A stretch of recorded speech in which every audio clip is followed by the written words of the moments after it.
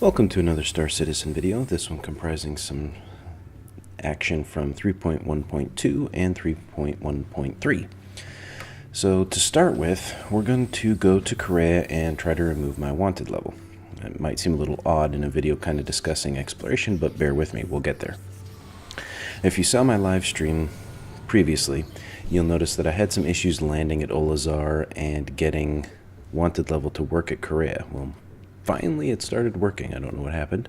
Now the reason I have max wanted level is I had no missions available that were really interesting, because going out and exploring the starfares that are crashed can be very problematic. Again, we'll look at that again in a moment. Again, tying back into that live stream where I kept clipping and having issues and some trolls blew my ship up. Yay. So I went out and I disabled the comms array for some pirates expecting to get 1 or 2 wanted level. Nope, I'm a maximum pirate. That's not very cool. So I came here, tried to get it done again.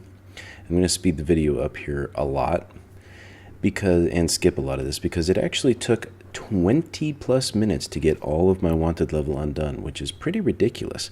Now I understand it's supposed to be one of those things that makes becoming a pirate or having a wanted level a negative, but a lot of these wanted levels you may get inadvertently, such as when Port Ola-Zar's ATC doesn't want to actually do their job and let me land. So I just landed. In doing so, I gained a wanted level. Not something that I should have really had, and I had to go deal with. Now, yeah, that's a bug, but that also highlights some things that may happen later on in the verse. So if you go out exploring a shipwreck or something and somebody randomly shows up, well, you may have to defend yourself. I mean, even here at Ola-Zar, earlier in the audio, you probably heard that ship fly by. Well, somebody did land, they did come in, and, well, I turned around and there they were behind me. Thankfully, they were a nice person and let me finish removing that wanted level. I buggered off to go cower in a corner somewhere. They removed their wanted level and left, and I came back and finished my own removal. Once all my wanted level had been removed, I was able to get back outside, get back into my ship, and take off. But if you have to defend yourself within the range of a comms array and you kill somebody, you may end up with a wanted level that was done in self-defense. So gaining wanted level in that way doesn't seem very fair. So here I am approaching a starfare wreck. This ship got blown up and I had to do this mission twice, but if you remember back to one of my cargo running missions, this guy showed up. We waved, we saluted, and then he promptly drew his gun and killed me. Yay! So he has no repercussions at the moment. In the future, heavy wanted level, area defenses, things will try to keep that at a minimum, but it creates kind of an interesting situation where if you're out here exploring these wrecks, it's a very dangerous thing to do because there's really no repercussions for players being trolls. You almost need to bring friends, so doing these missions as a solo player can be pretty nerve-wracking.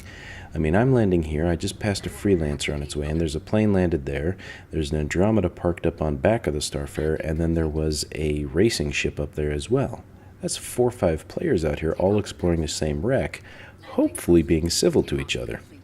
Now, I don't expect everybody to be totally civil. I mean, I understand what this is. Here comes that freelancer. But if these guys killed me, there's no repercussions for them at all. There's nothing that's going to hold them back, which can make exploration a little restrictive. I mean, I don't want to lose my ship. I don't want to have to spend the 15 minutes worth of money getting it back. So in these situations, I really hope that there's some sort of defense patrol out there to look for it. We knew where the shipwreck was, so there should be something here. And I don't necessarily think it needs to be an armistice zone, but it's very difficult to want to go do these when half the time you just get blown away. Now, I'm hopeful in the future that'll get a little better as the universe expands and there's less players all stuffed into a small area looking at the same ships. But likewise, when the game launches, there's going to be a lot more players in the verse, so we'll have to see what happens. Now, this particular mission, I did in the live stream try to find the black box, but I kept clipping on so much of the shipwreck and the performance was just crap that I had to abandon the mission and just get out of there. That and my ship blew up. This time performance was much better. I still was clipping on a lot of stuff, but because my FPS was 30 minimum, I believe, I was much more able to navigate the ship and actually kind of explore. Still a pain in the butt, but it was much more doable. In this mission, I'm supposed to go identify the crew members of the dead crew members and make sure everybody's accounted for just so that the families can have closure. which I was able to do. It was interesting. Some of the bodies had already been found by others, or my time had elapsed, so I wasn't able to do it. But it wasn't too bad of a mission. You just kind of roam the ship and find all the bodies. Now, there's some bodies that won't actually count towards this, and I edited that out, but here's one of the crew members. He's wearing the full gear and armor, and he's kind of highlighted by the interaction from your inner thought. So you highlight him, you examine him, and you get that objective complete. So you go find all the other crew members. This is neat. This is a specific mission. I got a reasonable amount of UAC. I think it was like 300 UAC for this mission. It took me about 20 minutes to do it all because I kept clipping and it was a pain in the butt to get in the ship. But at least I earned some money. Exploration. I love it. That's one of the main reasons I bought the game, and that's my main ship that I bought first, the 315P.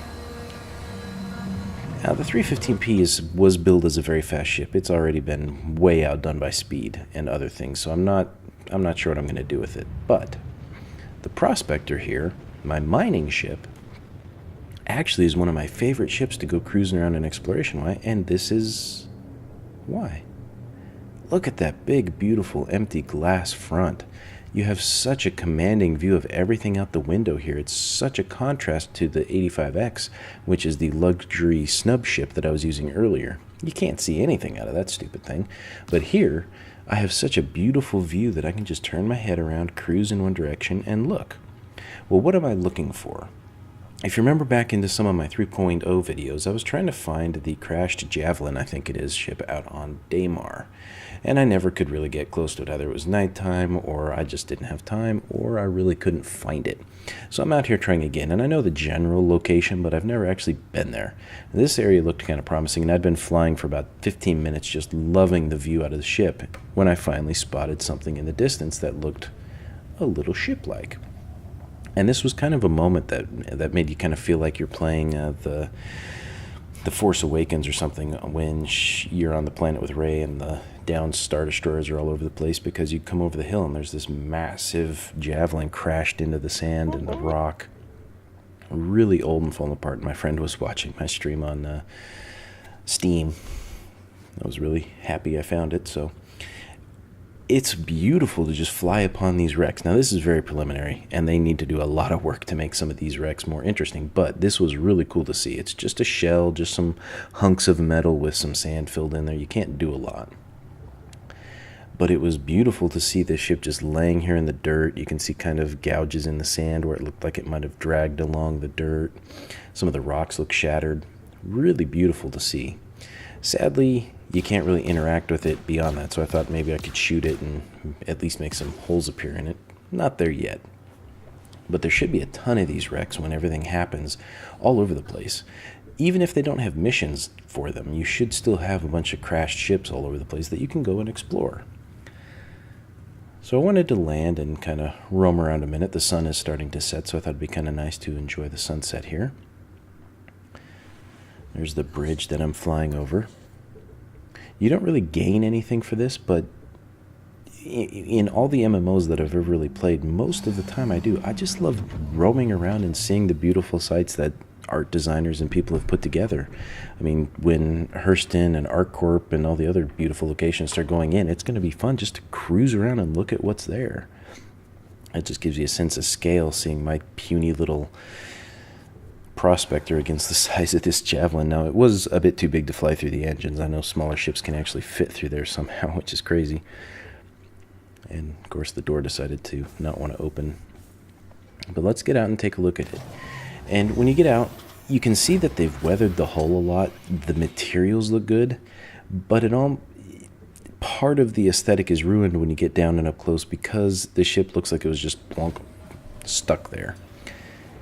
It doesn't look like the sand has really been dispersed, that the wind has blown the sand around this wreck after years of being here. The textures look good, the metal looks fatigued, a lot of it looks great. You see some of the rocks piled up, but the landscape around it wasn't really designed to have the ship there. They did some minor things, but on the whole, you should see a lot of sand piled up inside. that little cubby hole should be full of sand. The big main central hull structure here should have some sand dunes piled up in some of the corners with the wind. So there's some things that they could do to really make this look a lot better. And I know they're going to get to that point. This is still the first major wreck that they've stuck out here. And I loved it. I can't wait to go back, either with a Dragonfly or a Rover. I'm not sure which I'll try to haul out there, since it's a pain in the butt to try and get those stuffed into ship, as we saw in 3.0, which broke my entire aspect of having that ship. But coming out here, it was great. I didn't have to worry about anything because it's a off the beaten path type location that's not super popular anymore. Back in 3.0, tons of people were out at this location, which is why I wanted to find it, but I also didn't want to find it.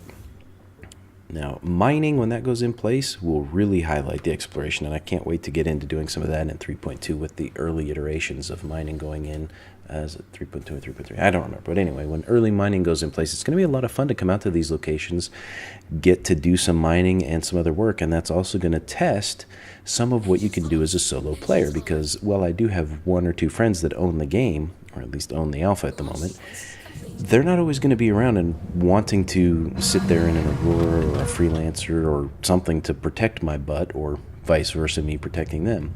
We're all going to want to be taking part in the job. So if they're in the back running my mining laser and I'm sitting here in the pilot seat, we could potentially get blown up. And that links back to getting rid of that wanted level. So I hope they find a good balance for it. Right now I'm a little wary of how it's all going to work out, but hope is good. And this was just a good round. I had a lot of fun on here. You can see my FPS around that wreck was a solid 40 for most of it, and it was a good experience. It was very good. So thank you for watching. I do plan to do some more live streams if I can get on some more servers. My voice is finally returning back to normal after being sick for a little while. So I thank you for watching, and we'll see you next time.